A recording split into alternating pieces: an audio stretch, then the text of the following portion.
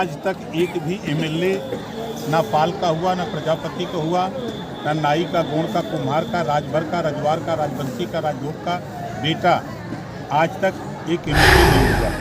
और आपके सामने आप देख रहे हैं कि पूरे बिहार के 38 जिलों में खचाखच जाते हैं तो मधेपुरा, कटिहार, औरंगाबाद, अररिया, किशनगंज मीटिंग होती है। इसी तरह हम जाते हैं औरंगाबाद, इसी तरह कैमूर, बक्सर हम देखते हैं, इसी तरह पश्चिमी चंपारण, गोपालगंज, नालंदा, पटना हम देखते हैं। लेकिन यहाँ बिहार के नेताओं ने इनको गुलाम बना करके 24 का चुनाव नज़दीक है, ऐसे में बिहार की पार्टी में आपकी क्या स्टैंड है? चुनाव लड़ेंगे, पहलवान तैयार हैं। कितने सीटों पर सर? यहाँ भाई देखिए गठबंधन रहेगा, 2 सीट पर हम लोग लड़ेंगे। कौन कौन सी सीट है सर? अभी नहीं बता पाएंगे, बंटवारा होगा तो बता देंगे। इस पर क्या कहेंगे ओपी राजभर जी? देखिए दम नहीं है, दम नहीं है, यही ना, यही हवा निकल गई है। वो अपना में अब लड़ेंगे। वहाँ ममता जी ने कह दिया कि हम नहीं रहेंगे गठबंधन में, अपना अलग छटक रहे हैं। नीतीश जी के ऊपर तो ठप्पा लगा हुआ है। कांग्रेस का ही विरोध नहीं करेंगे, वो लालूओं का विरोध करके चालू है, वो कहीं जाएंगे। उनकी बात की कोई गारंटी नहीं है।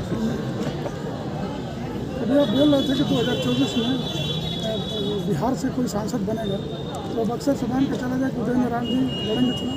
देखिए 40 लोकसभा सीटें हैं, हम लोग 40 लोकसभा सीट पे काम कर रहे हैं। आप यहाँ देख रहे हैं जिस तरह का हुजूम, इसी तरह इससे बड़ा हुजूम आपको हम गया देखा, हमने नेवादा में देखा, हमने कैमूर में देखा, बक्सर में देखा, हमने अभी पश्चिमी चंपारण में देखा, हमने गोपालगंज में देखा, हमने गया में देखा। 80 और 40 लोकसभा सीटें जो हैं उसमें कोई भी सीट लड़के हम जीत सकते हैं। सर, जिस राजभर की आप बात कर रहे हैं उस राजभर में कुछ ऐसे भी लोग हैं जो राह भटक गए हैं और कुछ लोगों के कहने पर इस सभा में भी नहीं आ पाए हैं, उन लोगों को क्या संदेश दें? जो साथी नहीं आए हैं अभी उनको सही जानकारी नहीं है कि ओम प्रकाश राजभर क्या कर रहे हैं। वो चूँकि हमेशा गुलाम बना करके लोग रखे हैं तो हमेशा गुलामी की बात करते हैं। हम गुलामी से ईवीएम पर सवाल खड़ा कर रहा है, क्या कहेंगे इस पर? जब वो जीतते हैं तब तो ईवीएम पर सवाल नहीं आता है, हारते हैं तो ईवीएम पर सवाल आता है। चुनाव आयोग बंद कराओ, कौन है? सब खराब कर बंद कराओ उसको, अच्छी बात है, बंद कराइए ना। सब अगर उनकी मंशा है तो खराब कार्रवाई करना चाहिए। संविधान में तो यही व्यवस्था है, बाबा साहब ने दिया है। जनता का सर ये भी कहना है कि लोग आते हैं, बड़े बड़े वादे करते हैं, दरी बिछवाते हैं, झंडा घुलवाते हैं, रैली निकलवाते हैं, हेलीकॉप्टर दिखाते हैं और फिर वहाँ से उड़ जाते हैं, फिर जनता को घुमाते रहते हैं। इस पर चुनाव नहीं लड़ना है।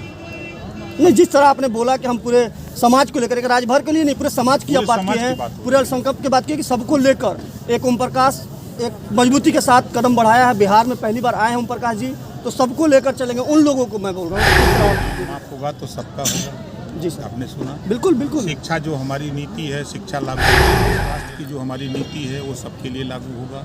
हम रोजगार पर शिक्षा जो चाहते हैं कि कक्षा 4 से मोबाइल बनाना, मोटरसाइकिल बनाना, फ्रिज, एसी, कूलर, इस तरह के 100 विषय बने। कक्षा 4 से ये शिक्षा, रोजगार परक शिक्षा लागू हो। इसका लाभ एक जाति को नहीं मिलेगा। जब शिक्षा लागू होगी रोजगार परक शिक्षा तो सबके लिए होगी। जो भी जातियां बिहार में हैं या देश में जो 6743 जातियां देश में हैं, सभी जातियां सबके लिए है, किसी एक जाति के लिए नहीं है। अब क्योंकि लोग क्या किए हैं हम उन पर नहीं जाते, हम क्या करना चाहते हैं। जिस राजभर की आप बात कर रहे हैं, लोगों में ये भी कहना आता है कि जो एमएलए बन जाते हैं और हमारा कोई सुनता नहीं, जैसे थाना पुलिस हुआ या कोर्ट कचहरी हुआ या ब्लॉक का कोई काम हुआ, ये बेचारे गरीब होते हैं, मजबूर होते हैं और ये लोग थाना तक नहीं पहुंचकर किसी नेता को पकड़ते हैं और जाकर पैरवी करवाते हैं और उनका पैरवी भी नहीं सुना जाता है। इसको आप कैसे देखेंगे? उनको एहसास करा रहे हैं कि हमारे यहाँ यूपी में हम लोग अपने अपने विधानसभा में सैकड़ों नेता बना दिए हैं और वो नेता जा कर के विधायक की हैसियत से जाके वो खुद विधायक बन कर के थाने पर, तहसील पर, जिले पर वो अपना काम करा लेता है। जहाँ ज़रूरत समझते हैं तो हम लोगों को भी बताते हैं। तो हम यहाँ चाहते हैं वही चीज़ जो व्यवस्था वहाँ लागू है। भाई संविधान तो एक है, तो फिर वो व्यवस्था अगर वहाँ है तो व्यवस्था यहाँ क्यों नहीं है? अब जैसे दवाई के लिए हमने 17 करोड़ रुपया 7 साल में दिए। अब यहीं आपके सामने मैंने पूछा किसी को 5000 रुपया नहीं मिला। तो आखिर में जब पैसा जा कहाँ रहा है? जब संविधान में व्यवस्था है विवेकाधीन कोष का पैसा होता है, उस पैसे से निकाल करके गरीबों के इलाज के लिए दिया जाता है। तो हम 7 साल में निकाल के 17 करोड़ दे दिए, तो यहाँ का विधायक क्यों नहीं दे रहा है? अगर ये नहीं दे रहा तो जनता को जानकारी दिए, ऐसा विधायक चुना जाए कि वो जाए वहाँ से पैसा निकाल के गरीबों के इलाज के लिए हम चाहते हैं। सर हम ये पूछ रहे हैं कि जैसे यहाँ के लोग आज आए हुए हैं सभा में, काफ़ी दूर दूर से आए हुए हैं, एक नहीं कि जिला से नहीं कई प्रखंड से लोग आए हुए हैं, पूरे सिवान जिला के लोग आए हुए हैं। इन लोगों में एक ईद और छठ का त्यौहार मतलब खुशी दिख रहा है कि हमें आज मजबूती मिला है, आज हर चीज़ से हम लड़ सकते हैं, राइट रॉन्ग नहीं है, वहाँ लड़ सकते हैं। तो ऐसे में आप हुसैनगंज मुख्यालय पर बैठे हुए हैं, हुसैनगंज प्रखंड में किस नेता को आप मानते हैं, किस युवा को मानते हैं जो प्रखंड का पूरा काम देखेगा? यहाँ पूरी टीम हमारी आई थी, हमारे 17 नेता आए थे यूपी से, गांव-गांव चौपाल लगा करके प्रखंड में, तहसील में, जिले में सबको नेता बना दिए। महिला नेता, राष्ट्रीय स्वयं सेना, युवा मंच, आंगनबाड़ी सब नेता बना दिए हैं। बना करके पूरा कागज पत्र यहाँ के प्रदेश अध्यक्ष को सौंप दिया गया, यहाँ के जो जिलाध्यक्ष हैं उनको सौंप दिया गया। अब उनकी देखरेख प्रतिष्ठा के दिन राष्ट्रपति जी को नहीं बुलाया जाता है, इस पर क्या आपकी राय है? कंट्रोवर्सी है कि उनकी आदिवासी जाति की वजह से नहीं बुलाया गया। अब ऐसे कुछ ने बहुत लोगों को नहीं बुलाया गया। आपको राम तो को आया लाने था। वाले आडवाणी जी को नहीं बुलाया गया। आडवाणी जी को झोला ढोते हुए नजर आए सर। बिल्कुल, आपके चश्मे में झोला दिखता था। और साथ ही सर एक और मसला सर गरमाया हुआ है, डॉक्टर रितु सिंह है, दिल्ली यूनिवर्सिटी की प्रोफेसर हैं, उन्हें निकाल दिया गया जॉब से। अब किन कारणों से निकाला गया है वो जांच का विषय है। अब पूरी जानकारी तो हमको है नहीं कि हम उसको बताएं भाई। थैंक यू, धन्यवाद। नहीं देंगे उस मूर्ति के लगाने में 10,000 रुपया हम आपको भिजवा देंगे। हम अकाउंट नंबर आपसे ले लेंगे, नंबर है हमारे पास।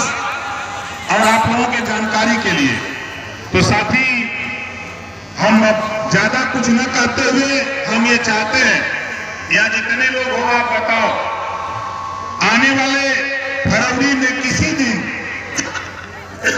15 दिन 20 दिन के अंदर 20 फरवरी 25 फरवरी के बीच में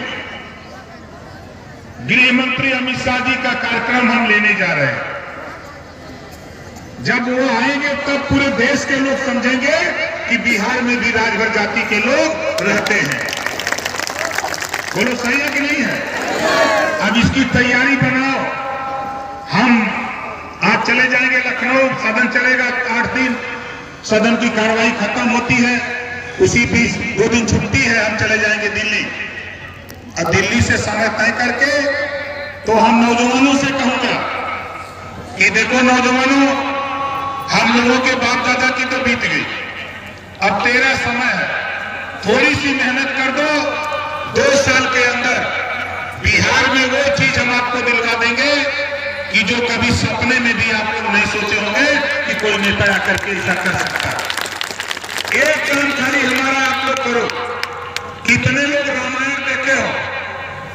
रामायण देखते हो ना, सीरियल जो आता है, तो देखो उसमें जब सीता हरण का एक दृश्य है, तो उसमें जब भगवान राम हिरण को मारने चले गए तो लक्ष्मण को सीता जी ने जीत किया कि नहीं आप जाइए, लेकिन लक्ष्मण जी ने बार बार समझाया कि भृकुटी विलास सृष्टि नहीं हुई, हे माते उनको कोई कुछ नहीं कर सकता, लेकिन सीता जी नहीं मानी। तो उन्होंने लक्ष्मण ने एक लक्ष्मण रेखा खींचा कि हे माते इस रेखा को पार मत करना, जो इस रेखा के अंदर आएगा वो जल करके भस्म हो जाएगा।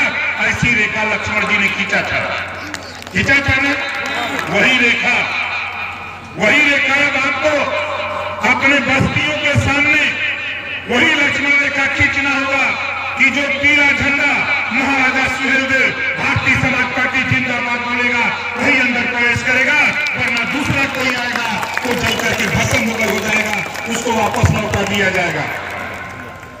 तो बोलो लक्ष्मण रेखा खिंचाई, अपने अपने घरे झंडा टंगाई ना, झंडा टांगा, हम आवत है, हम आवत रहा भी थे,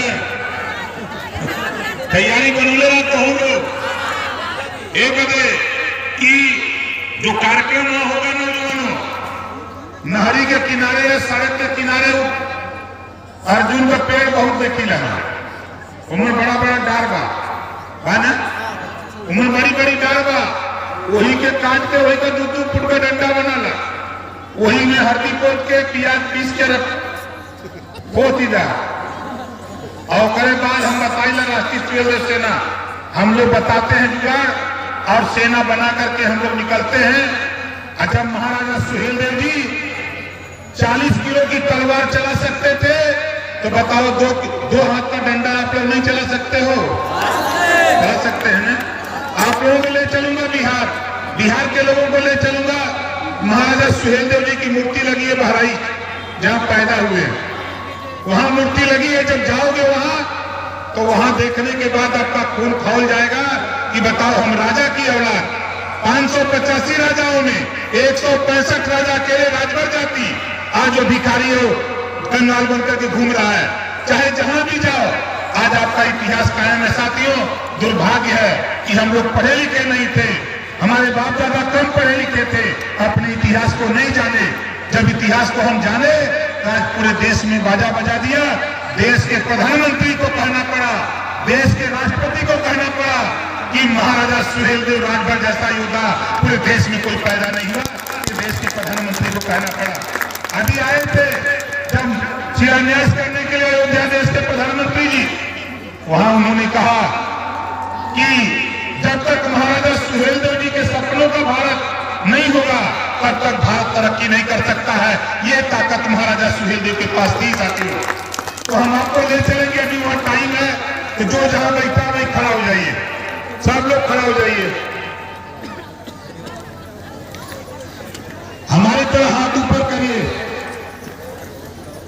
और ताल से बोलिएगा। हम बोलेंगे अब बोलिएगा जय सुहेलदेव, जय सुहेलदेव, जय सुहेलदेव, जय सुहेलदेव।